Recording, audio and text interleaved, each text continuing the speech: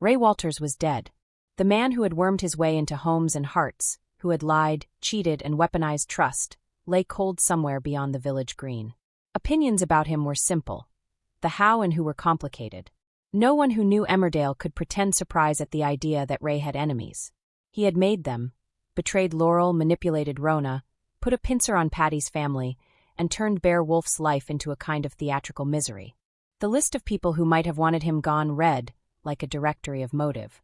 But motive, as the police officer with the high collar and the sharp pencil kept reminding anyone who'd listen, was only the beginning of an investigation. The flashback that would explain everything did not come all at once. It arrived in pieces, in smells and sounds, in the harsh, grainy light of memory.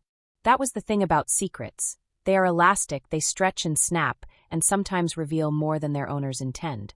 It began unbearably, on a damp afternoon that smelled of laundry and diesel.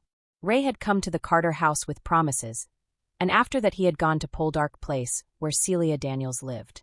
The argument had been overheard by a neighbor.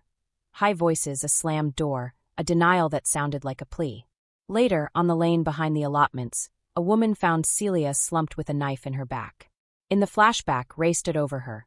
The fidget, the way he rubbed the blade with the hem of his shirt, the look in his eyes when the reality of what he'd done finally hit him. He was slippery in every sense. Slippery with self-pity, slippery with rationalizations. He touched her face like a man who couldn't admit the gravity of his cruelty. He cleaned his hands carefully, methodically, as if ritual could absolve him. He stole a glance through the half-open door at Bear, the boy who had been forced to trade dignity for coins, and could not bring himself to look properly. He left the house with his bag with steady, slow feet, because some people think distance equals redemption. He walked, and somewhere between the hedgerow and the bridge he met Patty. "Patty, there's no point looking for Bear," Ray said, the words a practiced slide of menace and ease. "He's gone. Your dad's gone." The way Ray said it, cold and deliberately, was the last straw. Patty's jaw clenched, his anger left footprints. The news of Bear's death, whether true or not, landed like a hand in a chest. For Patty, it was not just grief. It was a decibel of rage. Elsewhere, Marlin walked with a knot in his belly. Laurel wept in silent rage behind closed doors. Rona paced, money and shame in her pockets. Ross handled a gun with shaking fingers, the weight of it a new language on his skin. Little by little, the village snapped into place around the gravity of that day, each person moving as if tuned to the same bad frequency. Marlin was the least likely candidate, everyone said. The village view of Marlin was of a gentle, willing man, quick to apologize and quicker to fold himself small. But there had been a shift, a subterranean change, after the things that happened to his little girl. Fear, like any animal, can grow teeth if it is cornered often enough. That day, Marlin carried a knife not as a weapon, but as a promise to himself that he might no longer be the man who only begged. He told himself, and perhaps believed for a while, that the knife was there for protection. The encounter was explosive because both men were close to breaking point. Ray, on speed and arrogance, thrust at Marlin in a manner that made Marlin's skin crawl. He sneered about Marlin's family, made jokes that hit too close to home, questioned Marlin's worth in front of people who should have protected him. Words became a shove became a grapple. The knife, still in Marlin's pocket, found its hand.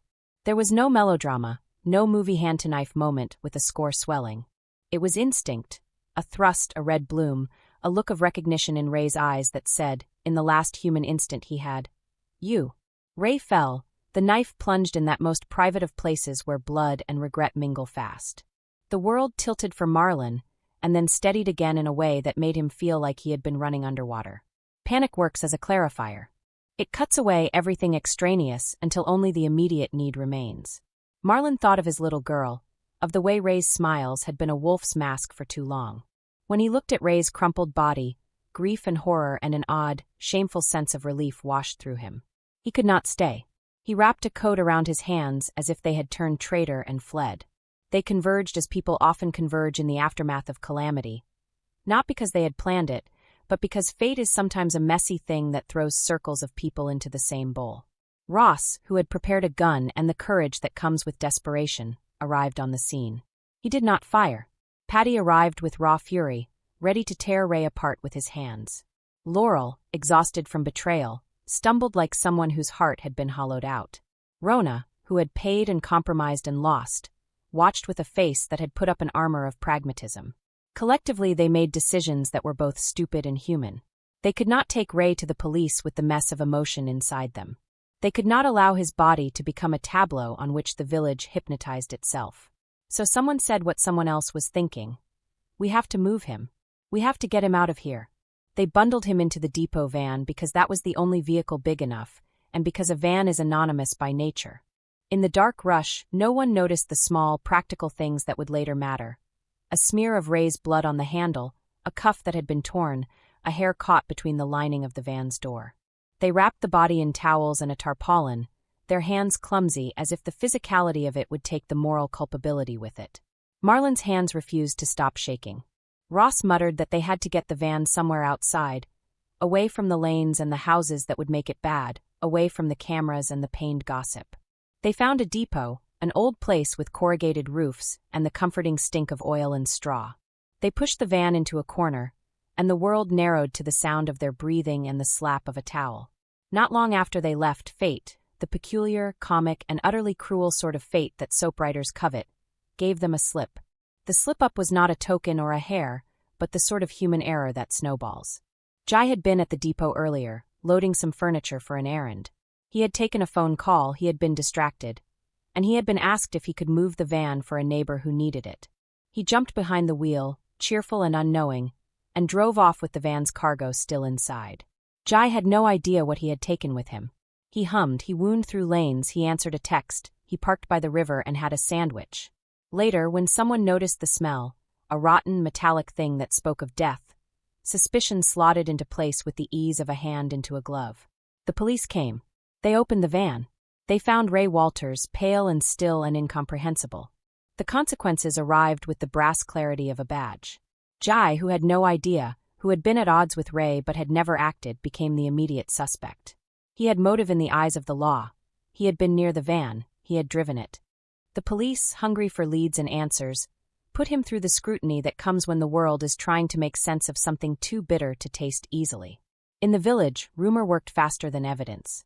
The Woolpack had two camps, those who believed Jai innocent and those who were willing to point. Jai's friends were defensive, loud and clumsy in the way of the suddenly accused. He sat at his kitchen table and felt the house tilt as if someone had rearranged the furniture of his life while he slept. His phone sang with messages, and his head with the faces of people who looked at him like he had become someone else. Marlin watched all of this with a weight that made him forget to eat. He stood at the back of the church when people whispered Jai's name, and his knees trembled not from fear of being caught, but from the quiet, terrible knowledge that his action had unleashed the cogs of a machine that could grind an innocent man into a story. He had not meant for Jai to be the fall guy. He had meant to act, to end a brutal chapter, and then to vanish into remorse. But the world was not interested in the neat arcs of intention. The detective in charge had the kind of calm voice that made truth sound like a practical thing. He asked questions, he made lists, he found inconsistencies. He found Jai in the van's log. He found Ray's prints on a piece of torn fabric. The village watched their own become a spectacle and felt the unpleasant frisson of being at once witness and jury. In the flashback that the story finally offered to the village, that sequence of moments where each memory snapped into place like puzzle pieces settling, the truth was not cinematic. It was ugly, electrical, ordinary.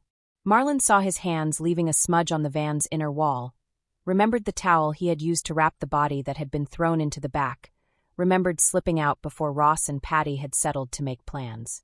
He thought of Jai. He thought of innocence, and of what it means to be culpable in a world where law and conscience sometimes point in different directions.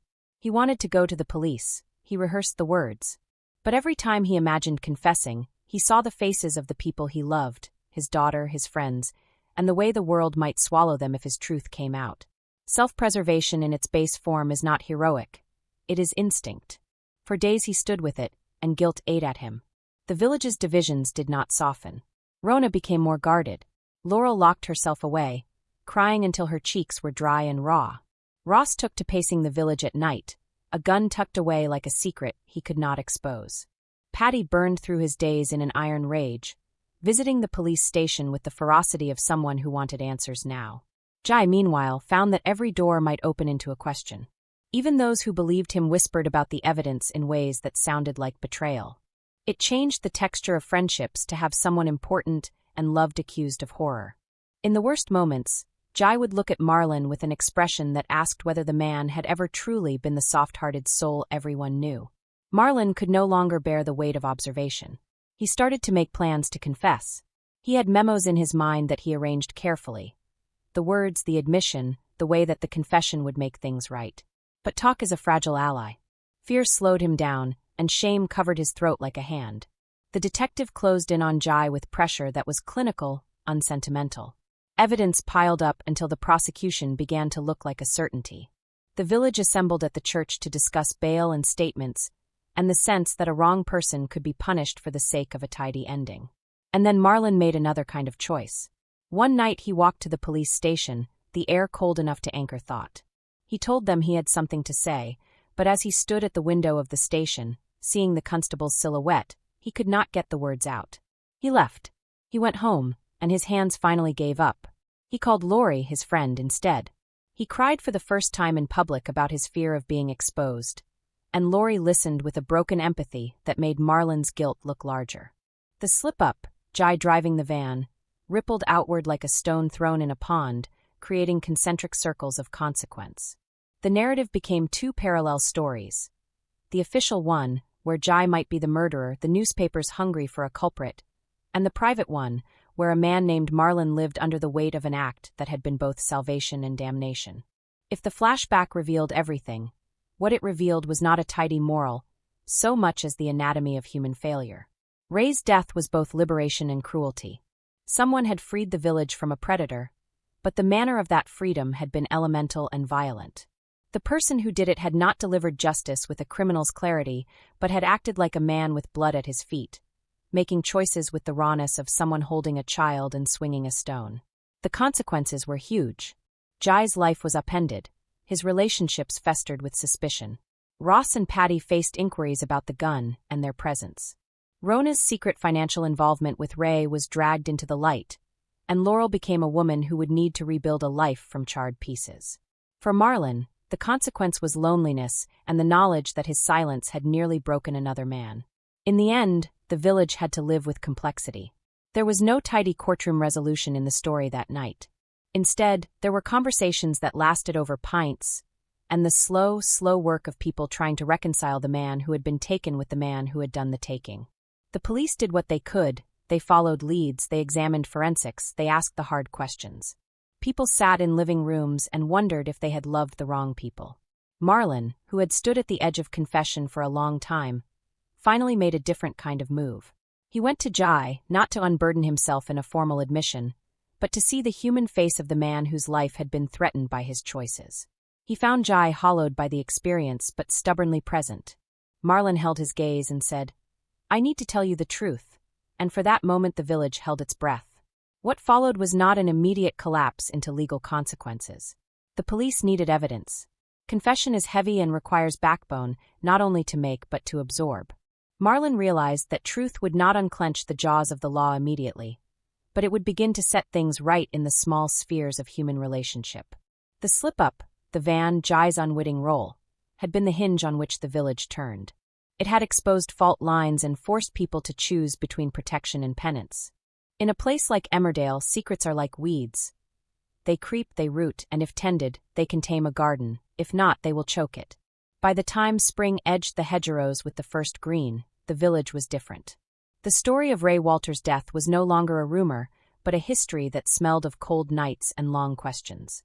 Jai's name was still a discussion point, and Marlin's confession had become a slow legal process. Thanks for watching. Don't forget to like, comment, and subscribe to Emmerdale Echoes.